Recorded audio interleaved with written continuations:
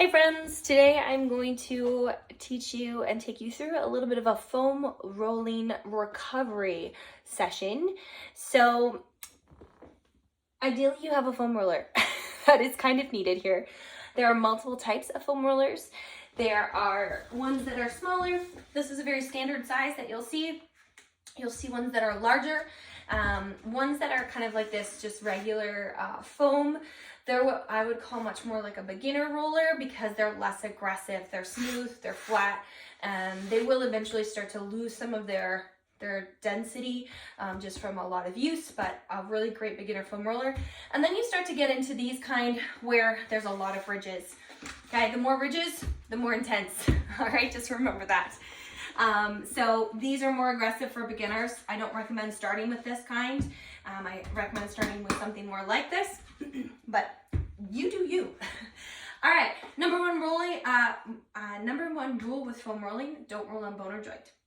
We're gonna start off coming onto just the lower back. There's not a ton of fleshy parts through our back, so we don't spend a lot of time foam rolling here, okay?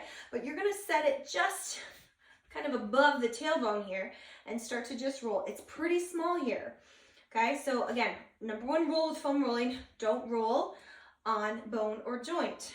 We want to roll on the fleshy bits of us. Again, for some of us, that's more than others, and that is okay. All right, so foam rolling really promotes fresh blood flow to the area. It also takes muscle and connective tissue that gets tight and cranky, and it tells it to relax, okay? Tells it to lengthen back out. Good. Okay, pause there. We're gonna, from here, take this foam roller and you're gonna place it just below the shoulder blades, okay? You're gonna take your elbows in, support your head slightly, round out through your upper back, exposing that musculature through the back of the rib cage, and you're rolling. Breathing. Okay, again, there's not a ton of fleshy parts back here, so that's why we kind of round out that upper spine to expose that musculature. There's no right or wrong place to put our hands and feet. It's just what works. Good, breathing. Amazing. All right, let's start to get into the hard work. You're gonna come back to seated position. I'm actually gonna turn because I'm staring right into the sun. All right, you're gonna start seated. We're gonna start by crossing one leg over. Tilt towards that bent leg ever so slightly, and you start to work in, oh boy, in through that hip glute area. Oh, apparently I have not foam rolled enough lately. Yep, foam rolling can be quite uncomfortable, okay? Now, just because you do it and you don't feel anything doesn't mean it's not working. It just might mean that you're not maybe as tight there as somebody else who's in excruciating pain at the moment. Wow. Breathe through it. If you get a part that's just so cranky, sit on it. You don't have to move. Just breathe through it. It acts a lot like massage, right? Applying pressure, drawing fresh blood flow to the area, telling it to calm down. Good. So this one's a really great one. If you have knee issues, hip issues, I have seen foam rolling just completely make 100-degree turnaround for people with hip and knee problems just from consistent foam rolling. Okay, pause there. You're gonna take now that same hip, turn your whole body so that is positioning just below my hip bone. This top leg can go in front or behind, wherever you want, okay? You're gonna use your arms and your legs to push and pull. I'm trying to kind of get my body facing forward.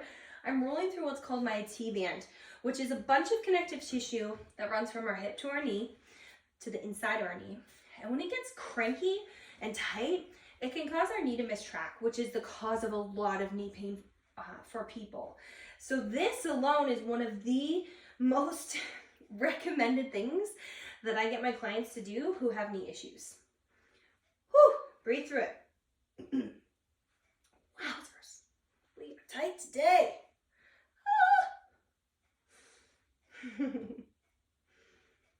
Whew.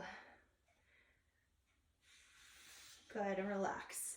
Okay, let's mimic that on the other side. So, we're gonna sit back on top. All right, we're gonna cross one leg over, tip towards that hip, and start to roll it. I'm gonna turn this way so you can see a little bit better. Blinded by the sun again, but that's okay. Good, rolling through those hips. Foam rolling can be a real game changer for people if they take the time to do it. I highly recommend that if in the evening you're sitting watching some television or a show, have your foam roller close by and take 10 minutes and start to foam roll while you're watching TV. You're just sitting, you're not losing out on anything. But it's a really great way to help manage a lot of joint pain, a lot of muscle pain, promote recovery and rest within our bodies. Good. All right, let's take that to that outer thigh, placing it just below the hip bone again. Front, back, wherever, position those hands. You're gonna use those arms and legs to push and pull. You can see I flex my foot slightly, just helps keep tension through that leg. Foam rolling can feel like a workout too because there's a lot of pushing and pulling and holding your body up. So it sometimes takes a little bit to get used to. Breathe. Now, if I start to open my hips up here, I'm going to be rolling the back of my hamstring more, okay, which is not a bad thing. But I want to target that outer thigh, that IT band. So I want to turn my hips facing forward more here. Good. You got it. One more. Amazing. All right, while we're here, let's do the hamstrings. We could do them similar to how we just did, or a lot of times we can do 2 legs or 1. Okay, give your wrists a little breather for a second there. 2 hamstrings at a time would require us to lift ourselves up and to push and pull. This can require a little bit of strength here, all right? If that's not a good option for you, I recommend taking your foam roller to one leg, plant the other one, and give that leg support, okay? Now, when we roll hamstrings, start with your toe up, straight ahead. Give me a couple rolls. Then I want you to turn your leg inward. Good, now I want you to turn your leg outward because there's multiple muscle heads to our hamstrings. And so by moving the positioning, we target the different muscle heads. Okay, good. All right, let's try the other leg. So again, we're gonna plant one foot, we're gonna lift, and we're gonna rock and roll. Breathing. Keep going. You can see I prop myself up onto my hands a little bit, depending on the clearance of your rear end. Turn your toe out. Turn your toe in. Good. All right, let's give our wrists a break for a moment here. We're gonna come down onto our bellies. All right. I'm gonna if I put my hips square and bring my knee out to about 90 degrees, I take my foam roller, tuck it just above my knee. From here, I'm just gonna start to rock my hips in and out. Now this one looks funny, but this one's so crucial. Okay, we're doing our inner thighs. So I'm just rolling into it and then rolling back. This one's really big for knee health, but also shoulder health. Believe it or not, tight inner thighs can cause tight pelvic floors, and all of that can translate right up to the rest of our body. Breathe. Ooh, again, if you find a really cranky spot, just sit on it, breathe through it. Yep, you got it. Woo-wee. All right, let's try the other side.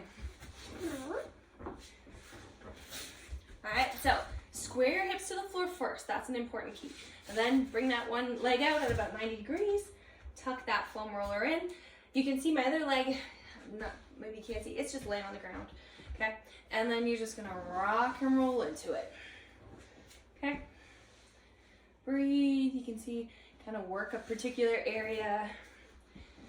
you can see I'm not rolling over bone or joints. I'm rolling in between my hip and my knee joint. Good.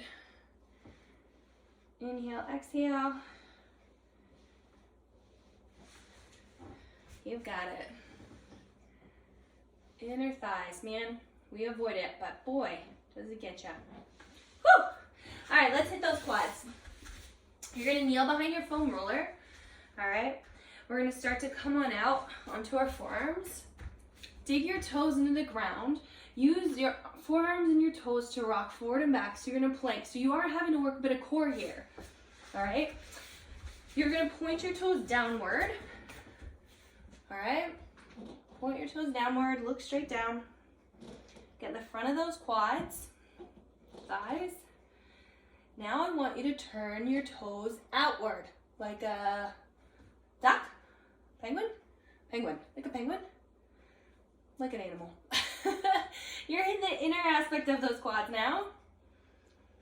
Good. Now, wiggle those legs back together, turn your toes inward, okay? In towards one another, kind of link your big toes together. Whoo-wee. Hitting that outer aspect of your quads. Boy, it's a game changer. Plus, you're getting great core work while you're doing this. Good. From your kneeling position, just give me a nice little roll out here through the shoulders. Nice way to kind of elongate through this big sit back stretch.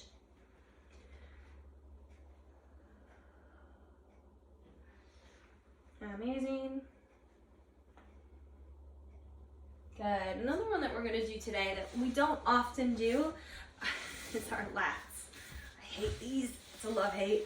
All right, you're going to lay flat. You're going to tuck this foam roller along our side just below our shoulder blade.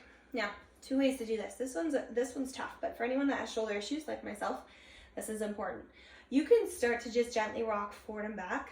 For some people, they get here and they're like, this is all I can handle is just lay here. Great, stay there. But you can start to rock forward and back. That can get pretty hard. Whew, we're tight in there.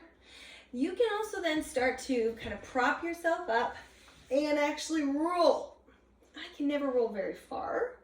Okay, kind of like you're rolling just on the back part of that. For me, that gets so aggressive, I kind of resort back to here. But you're kind of on the back part of your armpit. Breathing. Good. All right, let's try the other side for a little bit here. It's incredible how, sometimes taking 10 to 15 minutes to do this can just make such a difference in the pain that we live in. All right, start with that little rock and roll back and forth. Again, if all you can do is just come to a spot and hold, then do that. If you're able, I always have a hard time thinking of like how to hold myself up on this one. Ooh, that one's really hard today. Ooh. Yep. Oh, she's tight.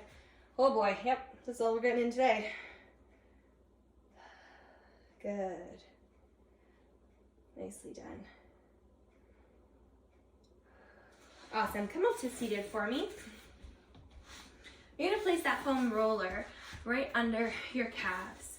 All right.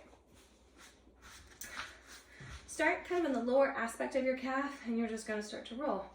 Turn your toes one way, straight up, and the other way, and then move it up about an inch. Do the same thing, repeat. I just feel like a bit of a funny dancer doing this. Whew. For anyone that is a big runner, deals with like shin splints, this kind of work is really good for you. Good. Oh boy. Getting up towards the knee, but we won't go right over it or under it. Just get close to it. Amazing. And then last but not least, I love to take the foam roller and I tuck it into kind of the curve of my neck. And again, I'm hitting the very back muscle part on the back of my head. I'm not doing anything crazy here. We want to protect our necks and spine, but we hold a lot of tension here. So often I will lay here and I will just very gently rock my head left and right. Breathe. You're just at that kind of lumpy part at the base of your head. You're not rolling on your spine. Okay, there's just a little bit of musculature there that you're gently telling to relax. Good. Excellent. And roll yourself to one side, push yourself up. And there you go, guys. Roughly about a 15-minute foam rolling session. We hit a lot of the major muscle groups. There's a lot more we can still do, but that's a really great kind of start to finish beginner routine that I recommend doing a couple times a week or as needed. And it's a great way to keep your body in good form. Make sure you hit like and subscribe. And until next time, bye guys.